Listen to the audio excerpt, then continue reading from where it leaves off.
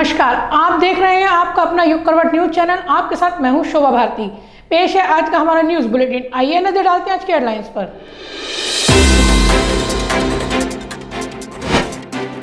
प्रधानमंत्री ने पीएमओ कर्मचारियों की बेटियों के संग मनाया रक्षाबंधन। गाजियाबाद में एसएसपी ने लगाई झाड़ू, नगर निगम ने निकाली यात्रा। और तिरंगा यात्रा में भिड़े भाजपा कार्यकर्ता, कानपुर में हंगामा। उत्तर प्रदेश सरकार के स्वतंत्र प्रभार मंत्री नरेंद्र कश्यप युग करवट कार्यालय पहुंचे। यहां उन्होंने कई मुद्दों पर खुलकर बात की। कश्यप को हाल ही में मेरठ मंडल का प्रभारी मंत्री भी बनाया गया है। नमस्कार दोस्तों, मैं आशित त्यागी युग करवट पर आपका स्वागत करता हूं। समय समय पर अलग अलग शख्सियत से हम लोग मुलाकात करते हैं, बात करते हैं। आज मेरे साथ हैं नरेंद्र कश्यप जी, जो उत्तर प्रदेश सरकार में स्वतंत्र प्रभार मंत्री हैं, दो मंत्रालय संभाल रहे हैं और मेरठ में मंडल के प्रभारी मंत्री भी हैं। नरेंद्र जी, सबसे पहले आपका स्वागत है। धन्यवाद आपका। प्रभारी मंत्री बनने के बाद कितने दायित्व बढ़े हैं, क्या जिम्मेदारी बढ़ी है? उत्तर प्रदेश के माननीय मुख्यमंत्री आदरणीय योगी आदित्यनाथ जी ने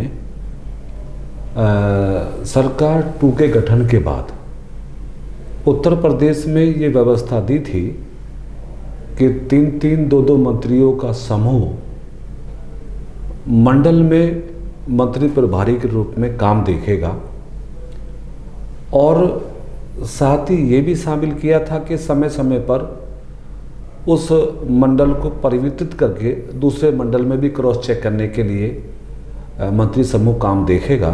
उसी क्रम में मेरठ मंडल में मुझे श्री नंद कुमार नंदी जी को व श्री ब्रजेश सिंह जी, 3 मंत्रियों के समूह को मेरठ मंडल में प्रभारी के तौर पर मुख्यमंत्री जी ने काम देखने के लिए दायित्व सौंपा है। तो दायित्व बड़ा है, जिम्मेदारी बड़ी है, क्योंकि मंडल और मंडल के अंतर्गत आने वाले सभी जिलों में देश और प्रदेश की सरकार की उपलब्धियों, योजनाओं और कानून व्यवस्था, अपराध की नियंत्रण की चीज़ें, यानी सरकार से और शासन से जुड़ी हुई प्रत्येक योजना पर हमें समीक्षा करनी है, योजनाओं को क्रियान्वित कराना है, विकास की बाधाओं को दूर करना है, और तमाम ऐसे संस्थानों का निरीक्षण भी करना है जो सार्वजनिक उपयोग के लिए बने हैं। स्कूल हैं, कॉलेज हैं, गौशालाज हैं, बस स्टेशंस हैं, रेलवे स्टेशंस हैं, हॉस्पिटल्स हैं।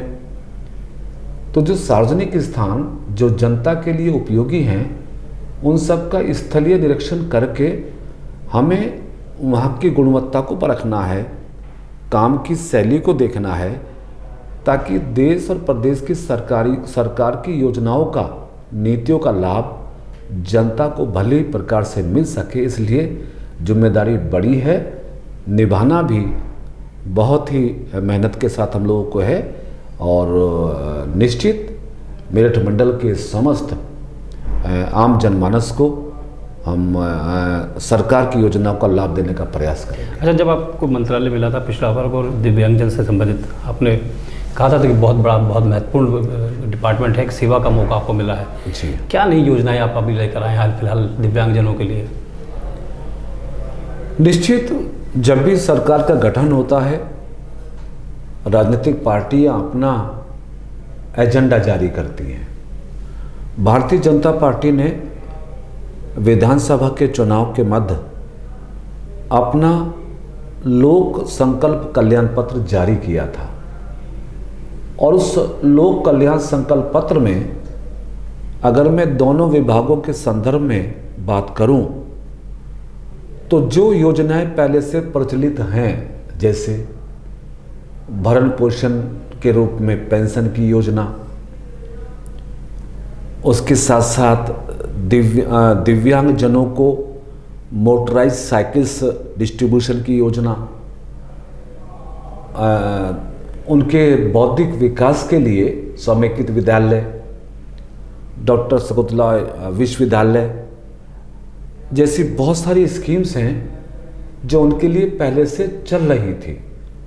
लेकिन मेरा मंत्री पद के कार्यकाल प्रारंभ होने के उपरांत दो चीज़ें नई जो होंगी हो रही हैं। नंबर एक, जो भरण पोषण की पेंशन योजना 2017 तक केवल 300 रुपये प्रति माह होती थी प्रत्येक दिव्यांगजन के लिए, उस योजना को योगी जी की पार्ट 1 की सरकार में 1000 तक बढ़ाया गया, यानी 700 रुपये की वृद्धि की गई।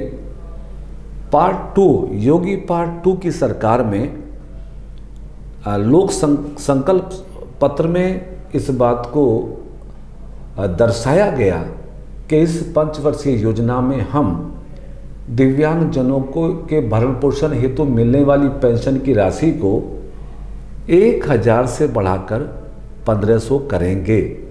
तो ये प्रस्तावित है, इस पे हमारी कार्य योजना बन रही है, नंबर एक। दूसरा, पहले समय में दिव्यांगजनों के यातायात सुविधा के लिए केवल ट्राईसाइकिल्स मिलती थी। जी, ट्राईसाइकिल्स के लिए मैन पावर की ज़रूरत होती थी।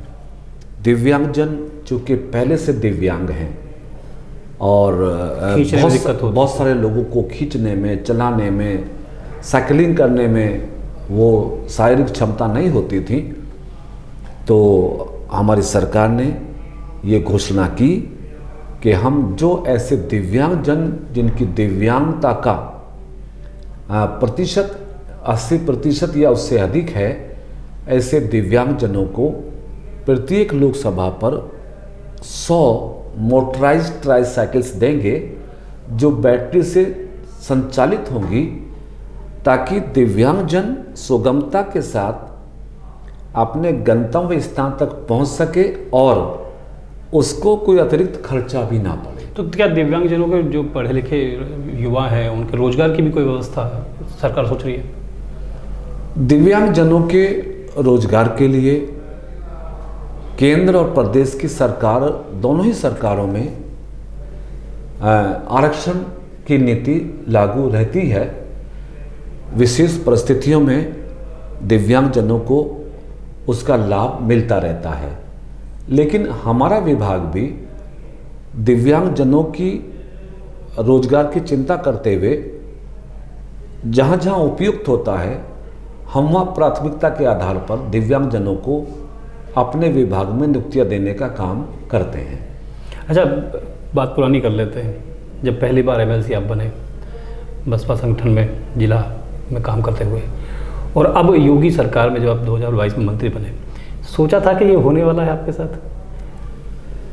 देखिए, सोच तो राजनीतिक कार्यकर्ता की होती है कि हर कार्यकर्ता ये इच्छा रखता है कि भाई उसे कुछ आगे बढ़ने का मौका मिले, लेकिन वो कब मिलेगा, कैसे मिलेगा, ये तय नहीं होता है। इतना ज़रूर है कि जब पहली बार, अब से 24 साल पहले, जी बिल्कुल, 24 साल पहले मैं उत्तर प्रदेश में MLC के लिए निर्वाचित हुआ था 10 जून 1998 को। जी, निश्चित था, उस समय नहीं सोचा था ये कि मुझे MLC बनने का मौका मिलेगा, क्योंकि मैं उस समय छोटे पदों पे काम करता था, लेकिन मिला, अच्छा लगा।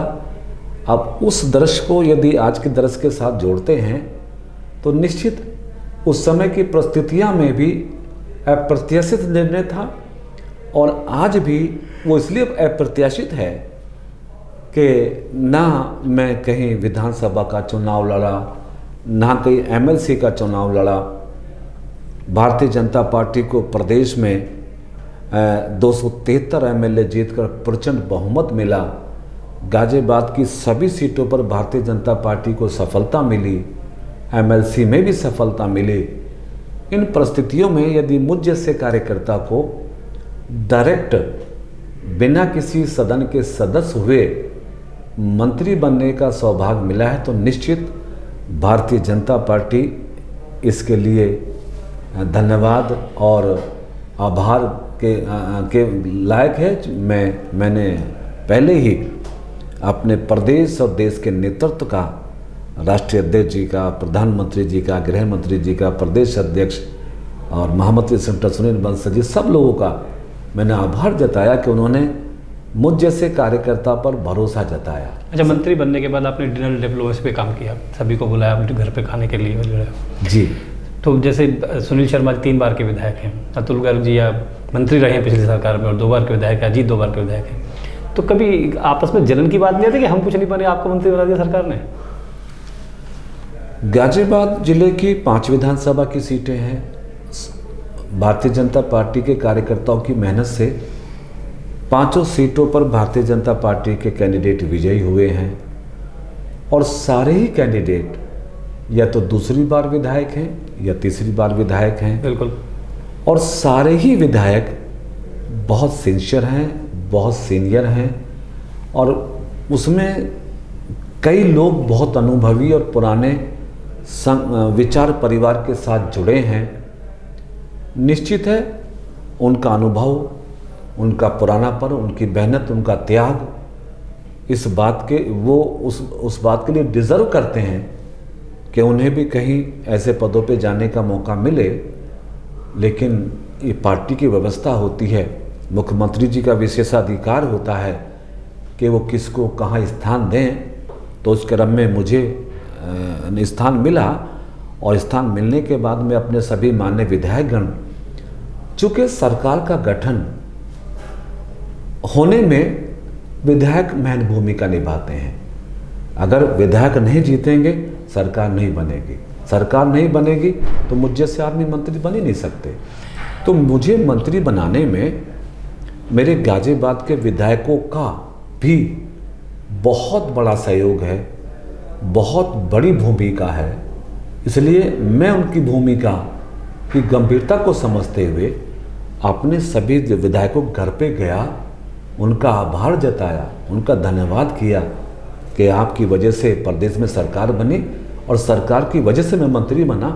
तो मैंने सबका धन्यवाद किया, आभार जताया और उन सब ने भी स्नेहपूर्वक मेरे साथ मुझे बधाई दी, मुझे सम्मान दिया।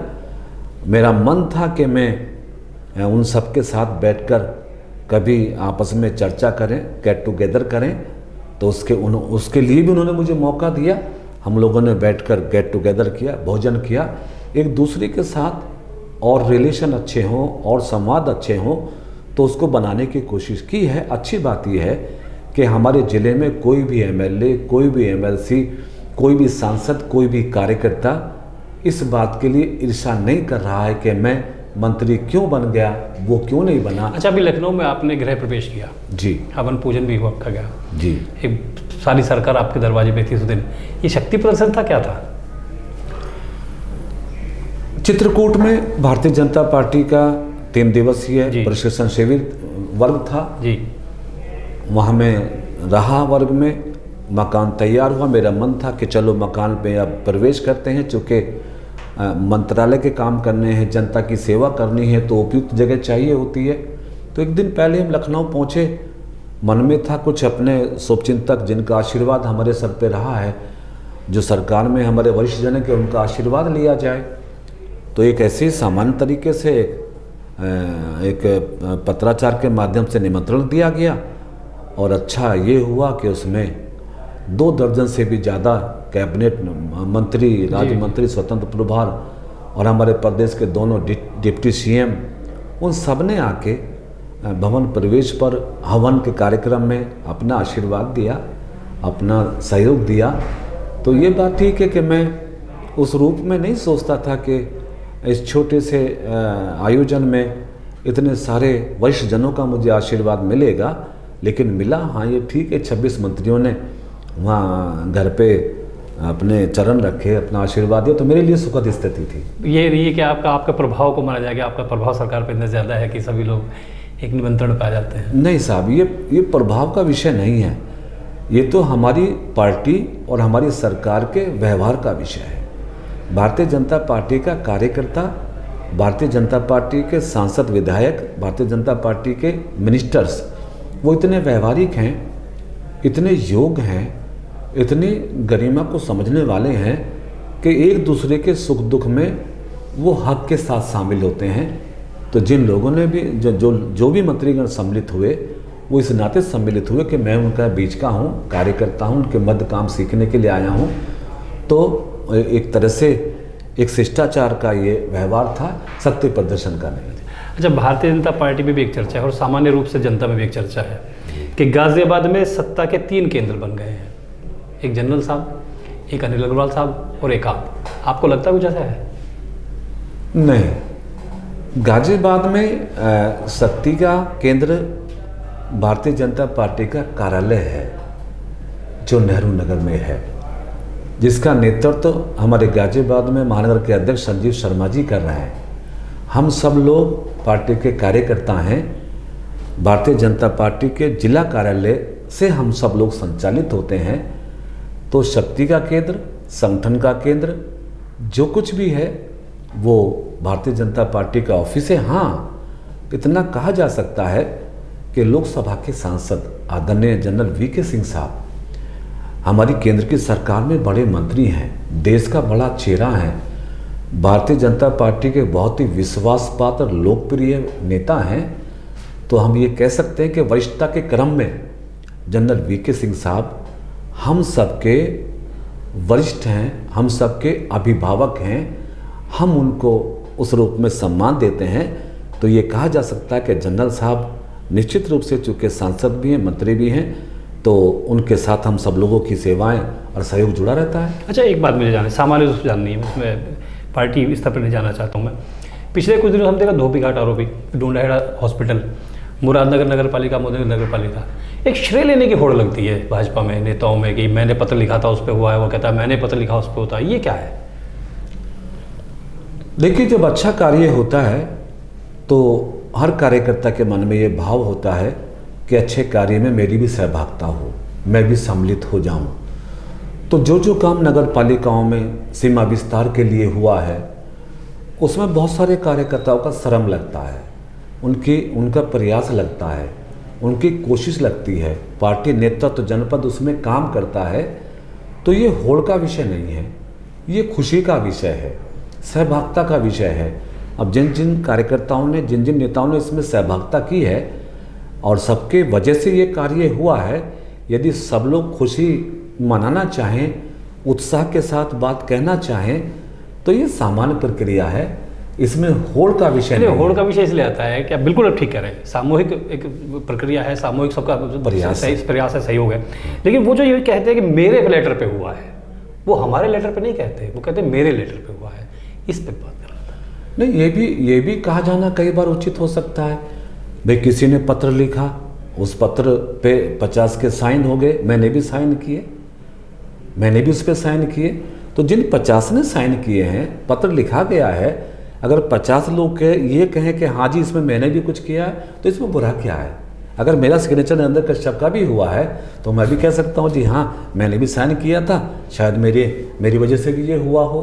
तो ये सामान्य सी बात है, ये उत्साह की बात है, ये खुशी की बात है। कोई सफलता मिलती है और सफलता में बहुत सारे लोगों की भूमिका रहती है और उसमें वो खुशी का इजहार करें तो स्वाभाविक। अच्छा, एक अंतिम बात मैं पूछना चाहता हूँ, ये भी एक सामान्य से है, थोड़ा सा हटके। एक परंपरा शुरू हुई आज से कुछ साल पहले मंत्रियों के यहाँ जनता दरबार की, जनता दरबार लगने शुरू हुई, आपने उसको जनता दर्शन कर दिया जी।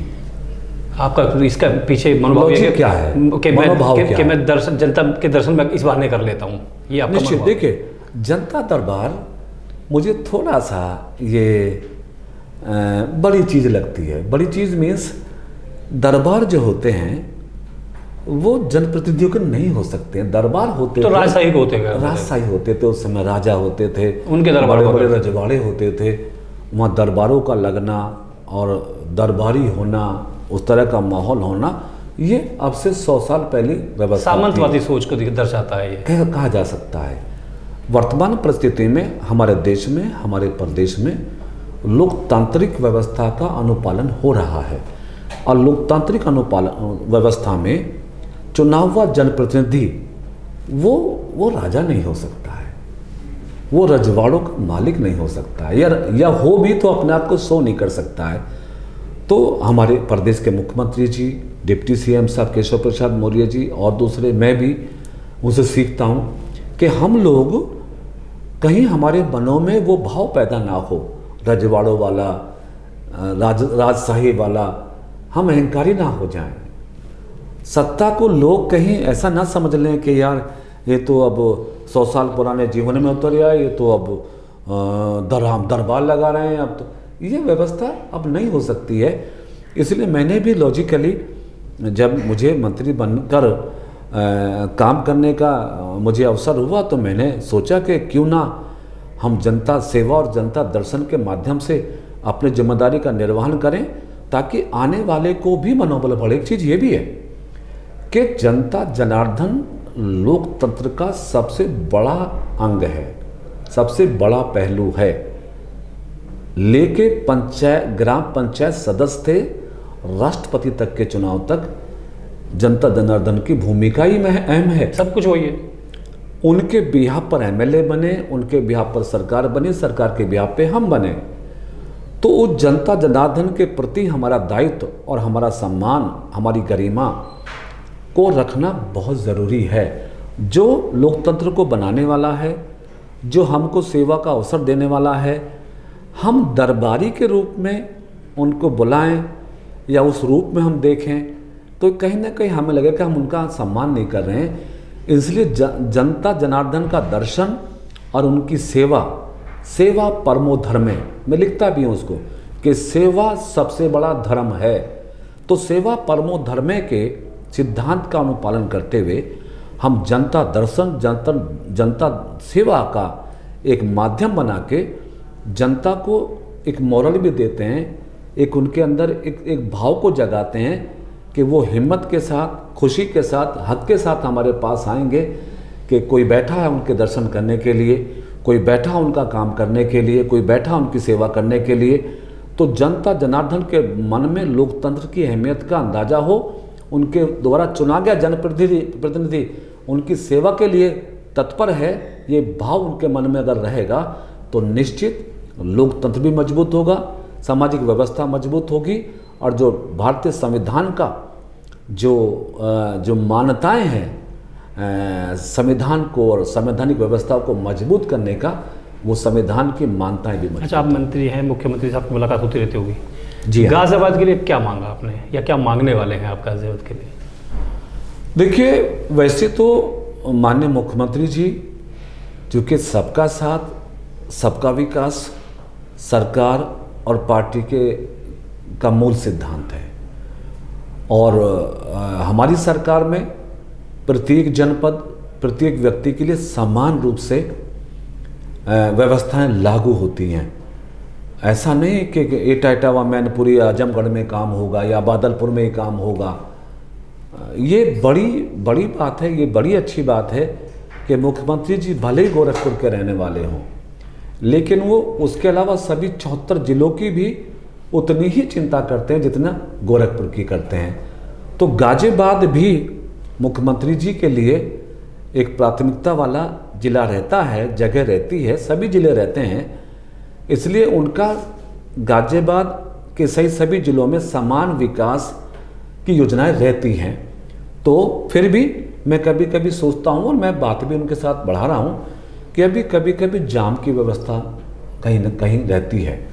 जाम, मुझे अभी लगता है कि जाम पे अभी हमें और काम करना है ताकि गाजियाबाद की जनता जनार्दन को सुगमता के साथ आने जाने का मौका मिल जाए। जैसे अम्बेडकर रोड पे कई बार जाम लगता है, कई बार नया बस स्टेशन है, बस अड्डा है, वहाँ पे भी कभी जाम देखते हैं। हालांकि व्यवस्थाएं बहुत हुई हैं, मेट्रो का पुल भी बना है, मेरठ का तिराहा भी सजा है और दूसरा ट्रेन भी बन रही है, साधन बहुत है, काम बहुत किए हैं, लेकिन व्हीकल्स की अधिकता, दिल्ली से लोगों का आवागमन, ट्रैफिक का दबाव बढ़ा है।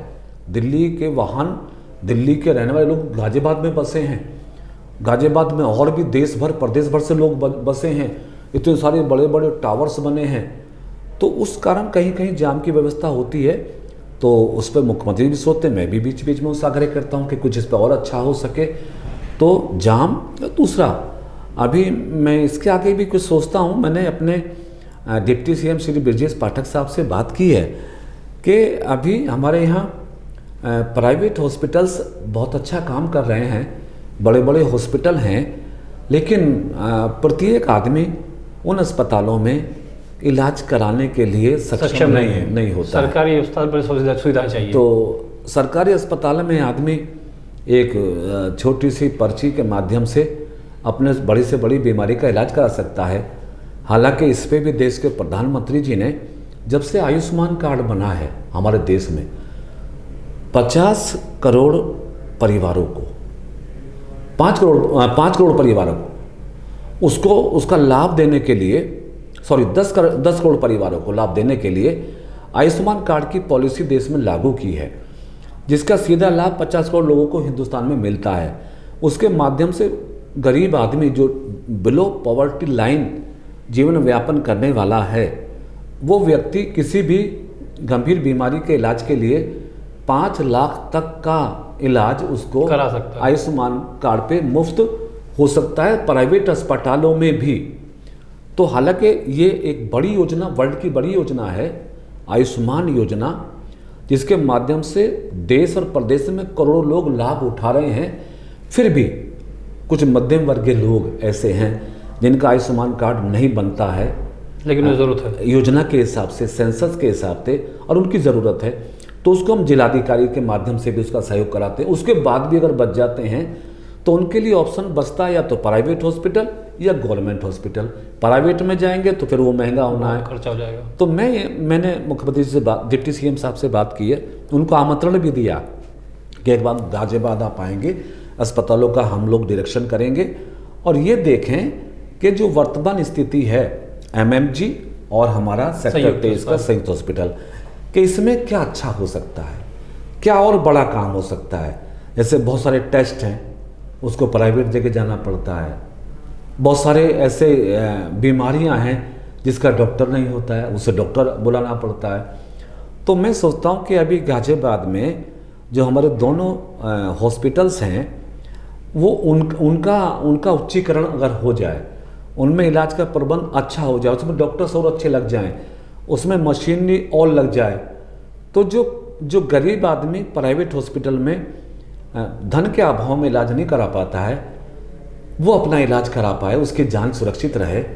ये भी मेरा एक सोच इरादा है। मतलब ये चाहते हैं आपके गाजियाबाद स्वास्थ्य सेवा और ट्रैफिक पे पहले काम हो जाए। ये दो बड़ी समस्याएं गाजियाबाद की हैं जिन पे काम हो जाना चाहिए। काम हो जाए तो अच्छा रहेगा। दोस्तों, नरेंद्र कश्यप जी को आपने सुना है, उन्होंने बता दिया अपनी योजना का, आपको बता दिया गाजियाबाद की दो बड़ी समस्याएं और जेन्युइन समस्याएं हैं, इनमें कोई बात भी नहीं है। ट्रैफिक व्यवस्था बहुत सुधार की हमें ज़रूरत है और जैसे वो कह रहे हैं कि मुख्यमंत्री से बार बार उनकी बात होती है, तो निश्चित रूप से इसमें बदलाव देखने को मिलेगा। आपको हमारी शुभकामनाएं हैं, गाजियाबाद के लिए अच्छा काम हो आपके माध्यम से, इसकी बहुत बहुत शुभकामनाएं आपको। बहुत धन्यवाद। आप स्टूडियो आए, बहुत बहुत धन्यवाद। बहुत धन्यवाद जी। नमस्कार। राष्ट्रपति और प्रधानमंत्री ने अपने आवास पर रक्षाबंधन मनाया। प्रधानमंत्री नरेंद्र मोदी के लिए त्यौहार कुछ ज़्यादा ही खास रहा। उन्होंने पीएमओ में काम करने वाले कर्मचारियों की बेटियों से राखी बंधवाई। रक्षाबंधन का त्यौहार देश भर में मनाया जा रहा है। राष्ट्रपति द्रौपदी मुर्मू और प्रधानमंत्री नरेंद्र मोदी ने भी रक्षाबंधन की बधाई दी है। प्रधानमंत्री नरेंद्र मोदी ने दिल्ली में अपने आवास पर रक्षाबंधन मनाया। पीएम के लिए यह एक विशेष रक्षाबंधन था। यहाँ पीएमओ में कार्यरत सफाई कर्मियों, चपरासी, माली, ड्राइवर समेत अन्य कर्मचारियों की बेटियों ने पीएम को राखी बांधकर त्यौहार मनाया।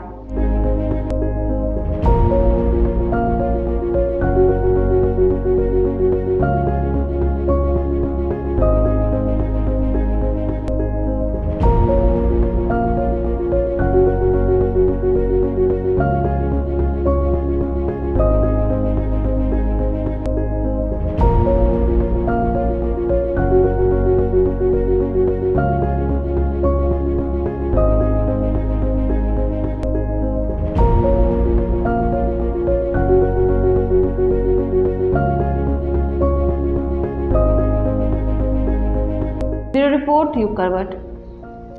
जगदीप धनखड़ भारत के 14वें उपराष्ट्रपति बन गए हैं। राष्ट्रपति द्रौपदी मुर्मू ने उन्हें पद और गोपनीयता की शपथ दिलाई। धनखड़ पेशे से वकील हैं और राजस्थान के मूल निवासी हैं। मैं जगदीप धनखड़ ईश्वर की शपथ लेता हूं कि जगदीप धनखड़ ने देश के 14वें उपराष्ट्रपति के रूप में शपथ ले ली है। उन्हें राष्ट्रपति भवन के दरबार हॉल में आयोजित शपथ ग्रहण समारोह में राष्ट्रपति द्रौपदी मुर्मू ने पद और गोपनीयता की शपथ दिलाई। उपराष्ट्रपति के शपथ ग्रहण समारोह में प्रधानमंत्री नरेंद्र मोदी, पूर्व उपराष्ट्रपति एम वेंकैया नायडू, रक्षा मंत्री राजनाथ सिंह, केंद्रीय गृह मंत्री अमित शाह सहित कई बड़े नेता मौजूद रहे। मैं जगदीप धनखड़ ईश्वर की शपथ लेता हूँ कि मैं विधि द्वारा स्थापित भारत के संविधान के प्रति सच्ची श्रद्धा और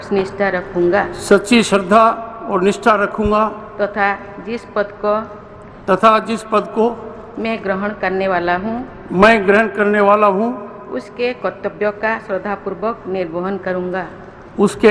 का श्रद्धापूर्वक निर्वहन करूंगा।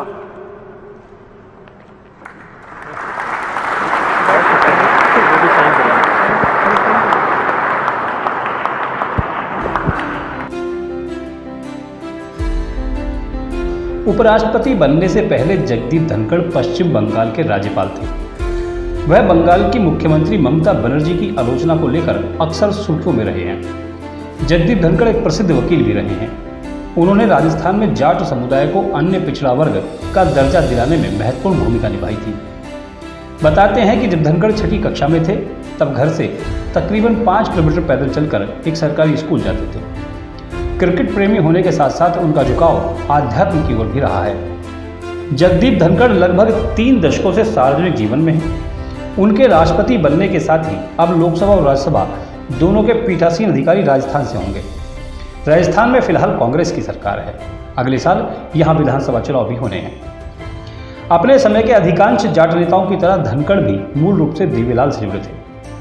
युवा वकील रहे धनखड़ का राजनीतिक सफर तब शुरू हुआ जब देवीलाल ने उन्हें 1989 में कांग्रेस का गढ़ रहे झुंझुनू संसदीय क्षेत्र से विपक्षी उम्मीदवार के रूप में उतारा था और धनखड़ ने जीत भी दर्ज की थी। जगदीप धनखड़ 1990 में चंद्रशेखर के नेतृत्व वाली अल्पमत सरकार में केंद्रीय मंत्री बने। पीवी नरसिम्हा राव की सरकार में कांग्रेस में शामिल हो गए। राजस्थान की राजनीति में अशोक गहलोत का प्रभाव बढ़ने पर धनखड़ भाजपा में चले गए थे। जल्दी ही वसुंधरा राजे के करीबी बन गए। जगदीप धनखड़ का राजनीतिक सफर उस समय करीब 1 दशक के लिए थम गया था जब उन्होंने अपने कानूनी करियर पर अधिक ध्यान देना शुरू कर दिया था। जुलाई 2019 में धनखड़ को पश्चिम बंगाल का राज्यपाल नियुक्त किया गया था। तभी से राज्य के मुख्यमंत्री ममता बनर्जी की आलोचना को लेकर वो अक्सर सुर्खियों में रहे हैं। राजस्थान के झुंझुनू जिले के एक सुदूर गांव में किसान परिवार में जन्मे धनखड़ ने अपनी स्कूली शिक्षा सैनिक स्कूल चित्तौड़गढ़ से पूरी की थी। भौतिकी में स्नातक की पढ़ाई पूरी करने के बाद उन्होंने राजस्थान विश्वविद्यालय से LLB की उपाधि ली। जगदीप धनखड़ ने राजस्थान उच्च न्यायालय और देश के उच्चतम न्यायालय दोनों में ही वकालत की है। ब्यूरो रिपोर्ट युग करवट। पुलिस और प्रशासनिक विभाग ने आज़ादी के अमृत महोत्सव के तहत तिरंगा यात्रा निकाली। SSP ने पुलिस लाइन में सफाई अभियान चलाया। गाजियाबाद नगर निगम ने तिरंगा यात्रा निकाली। गोंडा SP आकाश तोमर ने भी शहीदों को श्रद्धांजलि दी। आज़ादी की 75वीं वर्षगांठ को पूरा देश आज़ादी के अमृत महोत्सव के रूप में मना रहा है। पुलिस भी इस पर्व को यादगार बनाने के लिए कार्यक्रम आयोजित कर रही है। 7 दिनों तक मनाए जाने वाले आज़ादी के अमृत महोत्सव के पहले दिन कप्तान मुनिराज ने पूरे पुलिस लाइन परिसर में झाड़ू लगाई। थाना चौकियों और प्रकोष्ठों के प्रभारियों ने भी स्वच्छता अभियान चलाकर आज़ादी के अमृत महोत्सव को यादगार बनाया। गोंडा में पुलिस और प्रशासन ने संयुक्त रूप से तिरंगा रैली निकाली, जिसमें SP आकाश तोमर, जिलाधिकारी, NCC कैडेट और स्कूली बच्चों ने भाग लिया। उन्होंने स्वतंत्रता सेनानियों को श्रद्धांजलि भी दी।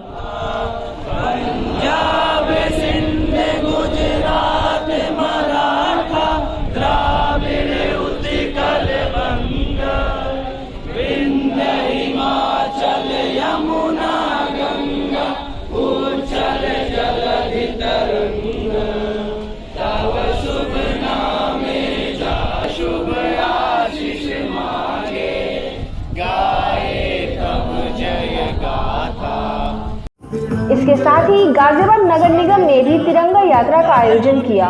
इसमें मेयर आशा शर्मा और नगर आयुक्त महेंद्र सिंह तंवर भी शामिल हुए।